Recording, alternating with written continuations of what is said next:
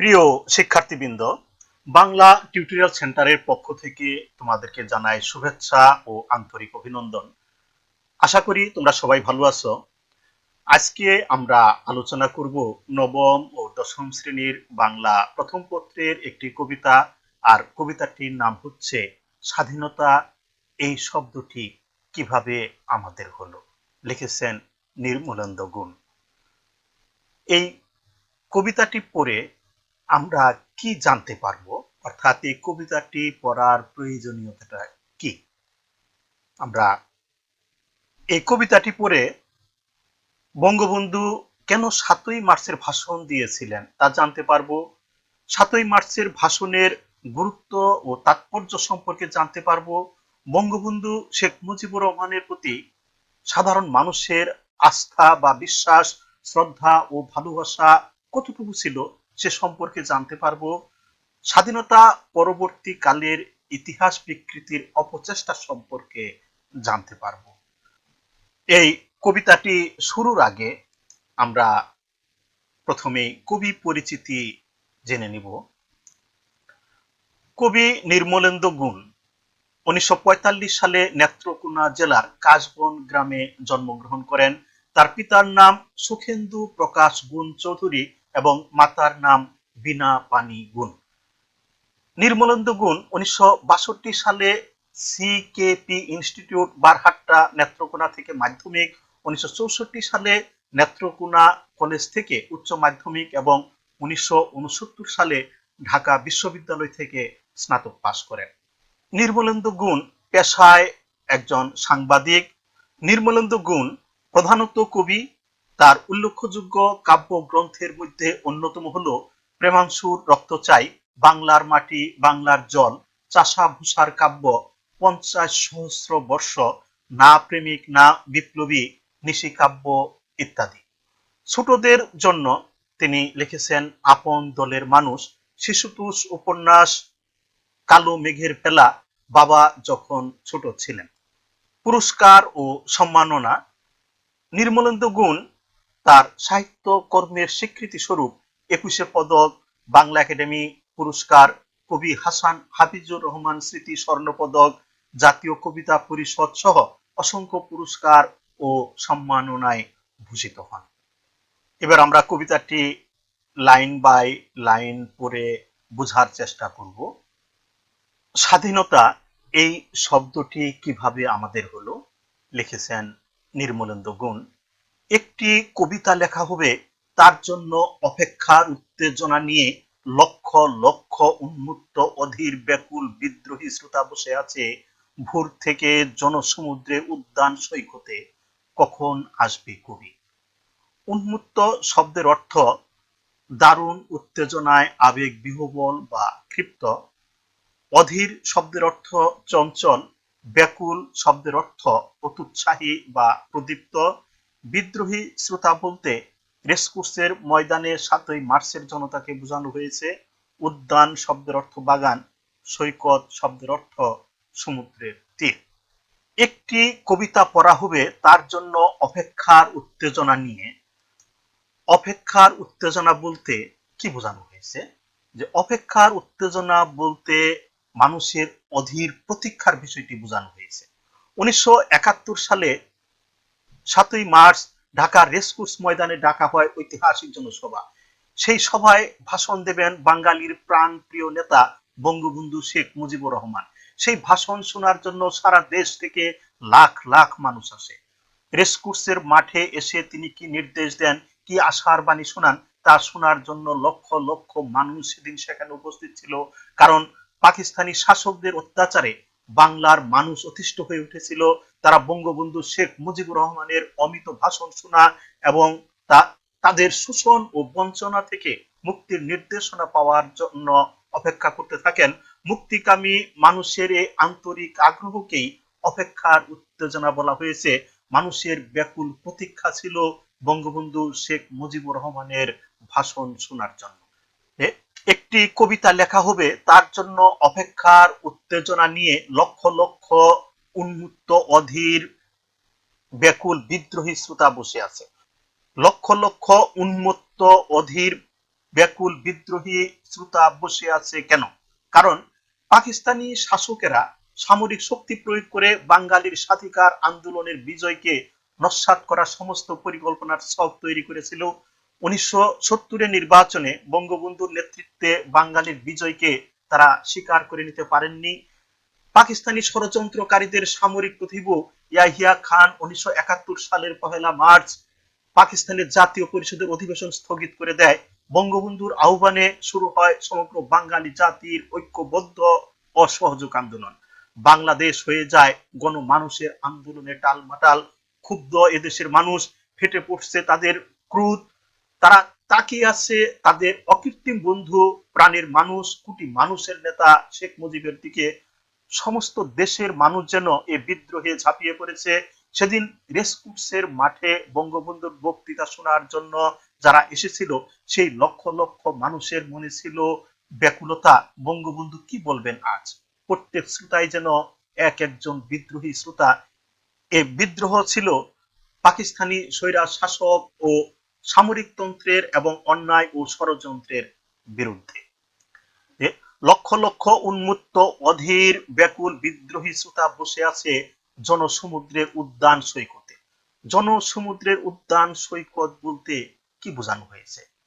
যে জনসমুদ্রের উদ্যান সৈকত বলতে রমনার রেসকোর্স মাঠে সমবেত লক্ষ লক্ষ মানুষের সমাবেশকে কবি কল্পনা করেছেন জনসমুদ্রের উদ্যান বা বাগান রূপে। সেই জনসমুদ্রের একদিকে ছিল মঞ্চ, কবির দৃষ্টিতে সেটি যেন সেই জনসমুদ্রের তীর। 1971 সালের 7 মার্চ রমনার রেসকোর্স ময়দানে বঙ্গবন্ধু শেখ মুজিবুর রহমান তার ঐতিহাসিক ভাষণ দেন। তার এই ভাষণ ছিল সমগ্র বাঙালি জাতির মুক্তির দাবি। তাই লাখ লাখ জনতা সমবেত হয়েছিল রেসকোর্স ময়দানে এই ভাষণ শোনার জন্য। লাখ লাখ জনতার সমাবেশকে কবি কল্পনা করেছেন জনসমুদ্রের উদ্যান হিসেবে। আর জনসমুদ্রের একদিকে ছিল মঞ্চ, যাকে কবি সেই জনসমুদ্রের সৈকত বলে আখ্যায়িত করেছেন। এই শিশু পার্ক সেদিন ছিল না, এই বৃক্ষে ফুলে শোভিত উদ্যান সেদিন ছিল না, এই তন্দ্রাচ্ছন্ন বিবর্ণ বিকেল সেদিন ছিল না। তাহলে কেমন ছিল শিশু পার্কে, বেঞ্চে, বৃক্ষে, ফুলের বাগানে ঢেকে দেওয়া ঢাকা হৃদয় মাঠখানি? শোভিত শব্দের অর্থ সজ্জিত, উদ্যান শব্দের অর্থ বাগান, বিবর্ণ শব্দের অর্থ বর্ণহীন। এই শিশু পার্ক সেদিন ছিল না বলতে ঢাকা বিশ্ববিদ্যালয় সংলগ্ন রেসকোর্স ময়দানের পরিচয় দিচ্ছেন কবি। বর্তমানে ঢাকার সোহরাওয়ার্দী উদ্যানের উত্তর প্রান্তে একটি অংশ জুড়ে রয়েছে শিশু পার্ক।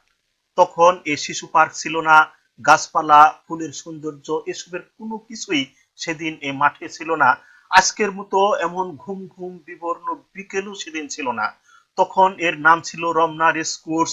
এই রেসকোর্সের উত্তর প্রান্তে নির্মিত বিরাট প্রশস্ত মঞ্চ থেকে 7 মার্চ বঙ্গবন্ধু তার ঐতিহাসিক ভাষণ দিয়েছিলেন। বঙ্গবন্ধুর ভাষণের সেই স্মৃতিময় স্থানটির কোনো অস্তিত্ব এখন আর খুঁজে পাওয়া যাবে না। সেখানে এখন নানা রং বেরঙের টুল, বেঞ্চি, খেলনা রাজ্য আর চারদিকে বাগান। কবি মনে করেন লক্ষ লক্ষ মানুষের হৃদয় নিংড়ানো স্বাধীনতার সংগ্রামের বাণী যেখান থেকে উচ্চারিত হয়েছিল, সেই স্মৃতিময় স্থানটি এভাবেই সুকৌশলে ঢেকে দেওয়া হয়েছে। তাহলে কেমন ছিল শিশু পার্কে, বেঞ্চে, বৃক্ষে, ফুলের বাগানে ঢেকে দেওয়া ঢাকার হৃদয় মাঠখানি? অর্থাৎ ঢেকে দেওয়া ঢাকার এই হৃদয় মাঠখানি বলতে কবি ঢাকা বিশ্ববিদ্যালয় সংলগ্ন রেসকোর্স ময়দানকে বুঝিয়েছেন, যে মাঠে তিনি ঐতিহাসিক 7 মার্চের ভাষণ প্রদান করেন। রেসকোর্স ময়দান ছিল ঢাকার প্রাণকেন্দ্রে। কবির স্মৃতিতে এই মাঠ চির অম্লান। 1971 সালে বাংলার অবিসংবাদিত নেতা বঙ্গবন্ধু শেখ মুজিবুর রহমানের কণ্ঠ নিঃসৃত ভাষণ শোনার জন্য এই মাঠে সেদিন বিভিন্ন শ্রেণী পেশার লাখো লাখো মানুষ উপস্থিত হয়েছিল। সেদিন এই মাঠে আজকের শিশু পার্ক, গাছপালা, ফুলের সৌন্দর্য এসবের কিছুই ছিল না। এই মাঠ ছিল একটি খোলা প্রান্তর। সেই দিন এই খোলা প্রান্তরে সংগ্রামী জনতার উপস্থিতিতে সংগ্রামী চেতনার স্ফুরণে সতেজ হয়ে উঠেছিল সেই চেতনার ফসলই মুক্তিযুদ্ধ। আর এই মুক্তিযুদ্ধের ফসল আমাদের প্রিয় বাংলাদেশ। জানি সেদিনের সব স্মৃতি মুছে দিতে হয়েছে উদ্ধত কালো হাত, তাই দেখি কবিহীন এই বিমুখ প্রান্তরে আজ কবির বিরুদ্ধে কবি, মাঠের বিরুদ্ধে মাঠ, বিকেলের বিরুদ্ধে বিকেল, উদ্যানের বিরুদ্ধে উদ্যান, মার্চের বিরুদ্ধে মার্চ। উদ্ধত মানে প্রবৃত্ত বা প্রস্তুত, বিমুখ প্রান্তর শব্দের অর্থ বিরুদ্ধ পরিবেশের মাঠ বা প্রতিকূল পরিবেশ। জানি সেদিনের সব স্মৃতি মুছে দিতে হয়েছে উদ্ধত কালো হাত। এই লাইন দ্বারায় কবি সেদিনের স্মৃতিকে আড়াল করার সুকৌশল উদ্যোগকে বুঝিয়েছেন। অর্থাৎ 1971 সালের 7 মার্চ উত্তাল জনতার সামনে মহান নেতা, রাজনীতির কবি মুক্তির শাশ্বত বাণী উচ্চারণ করেন, তখন আজকের শিশু পার্ক ও ফুলের শোভা ছিল না। সময়ের বিবর্তনে আজ সেই মাঠে সেদিনকার কোনো স্মৃতি নেই। কবির মতে কতিপয় কালো হাত বা ষড়যন্ত্রকারীরা সেদিনের সব স্মৃতিকে মুছিয়ে দিতেই পার্কের মধ্যে বিভিন্ন কৃত্রিম বস্তু স্থাপন করেছে, যাতে 7ই মার্চের কোনো চিহ্ন না থাকে। তাই দেখি কবিহীন এই বিমুখ প্রান্তরে আজ কবির বিরুদ্ধে কবি, মাঠের বিরুদ্ধে মাঠ, বিকেলের বিরুদ্ধে বিকেল, উদ্যানের বিরুদ্ধে উদ্যান। অর্থাৎ সেদিনের সব স্মৃতি মুছে দিতে একদল মানুষ যে নানা অপতৎপরতা চালিয়ে যাচ্ছে কবিতা জানেন। তারা ঢাকার প্রাণকেন্দ্রে সেই মাঠখানি স্মৃতি ম্লান করে দিতে নানা আয়োজন করছে। যেদিন মহান কবি সেখানে দাঁড়িয়ে জাতির মুক্তির কবিতা শুনিয়েছিলেন, সেই সেদিন সেখানে শিশু পার্ক ছিল না। কালো হাত সেই স্মৃতি মুছে দিতেই এসব স্থাপনা গড়ে তুলেছে। আজ অশুভ শক্তির যে উত্থান ঘটেছে, তাতে সব ইতিবাচক ভাবনা, সৌন্দর্য ও কল্যাণ ধ্বংস করার প্রয়াস চলছে। তারা আজ শুভ্র চিন্তার বিরুদ্ধে অশুভ চিন্তাকে দাঁড় করাচ্ছে। উন্মুক্ত উদ্যানের বিরুদ্ধে তারা নিজেদের স্বার্থের উদ্যান গড়ে তুলেছে। তারা ইতিহাসের সত্যের বিরুদ্ধে মিথ্যার জাল বিস্তার করেছে। মার্ক্সের বিরুদ্ধে মার্ক্স বলতে কবি অশুভ শক্তির উত্থানকে বুঝিয়েছেন। 1971 সালের ঐতিহাসিক 7ই মার্চের ভাষণের মধ্য দিয়ে বাঙালি জাতির জনক বঙ্গবন্ধু শেখ মুজিবুর রহমান বাঙালিকে স্বাধীনতার দিক নির্দেশনা দিয়েছিলেন। এই ভাষণে তিনি পাকিস্তানি স্বৈরাচ শাসকের নিগড় থেকে বাঙালি জাতির মুক্তি ও স্বাধীনতা সংগ্রামের ডাক দেন। তার এই ভাষণের মধ্য দিয়ে সূচিত হয় আমাদের স্বাধীনতার স্বপ্ন বাস্তবায়ন ও মুক্তিযুদ্ধে ঝাঁপিয়ে পড়ার সংগ্রামী চেতনা। পরবর্তীতে 1975 সালে জাতির জনক বঙ্গবন্ধু শেখ মুজিবুর রহমানকে সপরিবারে নির্মমভাবে হত্যা করার মধ্য দিয়ে এদেশে অশুভ শক্তির উত্থান ঘটে। এই অশুভ শক্তি আমাদের সব ইতিবাচক ভাবনা, সৌন্দর্য সমাহিত করতে চায়। বঙ্গবন্ধু 7ই মার্চ বাঙালির হৃদয়ে যে শুভ্র ভাবনার প্রদীপ জ্বালিয়েছিলেন, সেই শুভ চেতনা শক্তির বিরুদ্ধে অশুভ শক্তির ব্যাপক উত্থান লক্ষ্য করে কবি বলেছেন, মার্চের বিরুদ্ধে মার্চ। ধন্যবাদ সবাইকে।